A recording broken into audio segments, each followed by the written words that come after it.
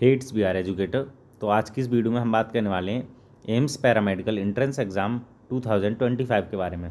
तो जैसा कि आप सभी को पता होगा कि एम्स पैरामेडिकल बैचलर कोर्सेज में एडमिशन के लिए एंट्रेंस एग्ज़ाम कंडक्ट करवाया जाता है प्रत्येक वर्ष। तो उसी के रिगार्डिंग हम बात करेंगे। तो मोस्ट ऑफ दी स्टूडेंट्स आप में से प्रिपरेशन करते होंगे एम्स पैरामेडिकल कोर्सेज 2025 के लिए, ठीक है।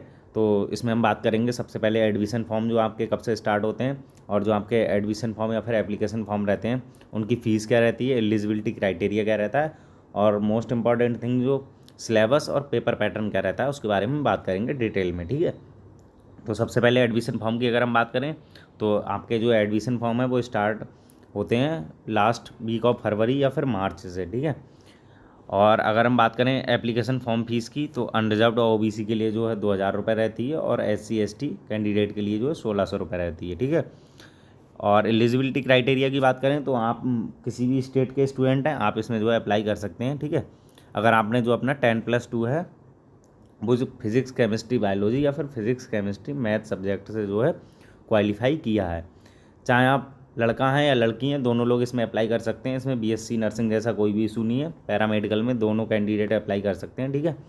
और अगर मैं बात करूँ इसमें फिज़िक्स केमिस्ट्री बायोलॉजी के जो स्टूडेंट होते हैं उनके लिए प्रेफरेंस ज़्यादा दी जाती है, मतलब उनके लिए कोर्सेज़ की जो अवेलेबिलिटी है वो ज़्यादा रहती है। और फिज़िक्स केमिस्ट्री मैथ वाले स्टूडेंट्स के लिए है कोर्सेज़ जो हैं वो कम है पैरामेडिकल के, हर कोर्स में वो एडमिशन नहीं ले सकते, ठीक है। और मिनिमम एज की बात करें अगर हम तो 17 साल रहती है और मैक्सिमम एज की बात करें तो 35 साल तक आप जो है इसमें अप्लाई कर सकते हैं। अब हम बात करते हैं एंट्रेंस एग्ज़ाम के सिलेबस के बारे में। तो इसके सिलेबस की अगर हम बात करें तो सिलेबस में जो है 11-12 की NCERT बेस्ड जो है क्वेश्चन रहते हैं, NCERT से ही क्वेश्चन पूछे जाते हैं।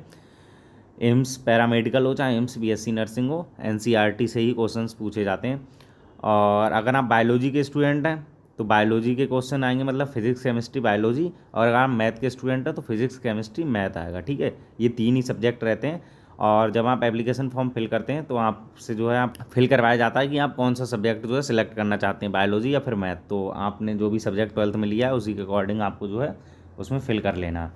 नेक्स्ट हम एग्जामिनेशन पैटर्न की बात करें तो टाइम ड्यूरेशन इसका रहता है 90 मिनट।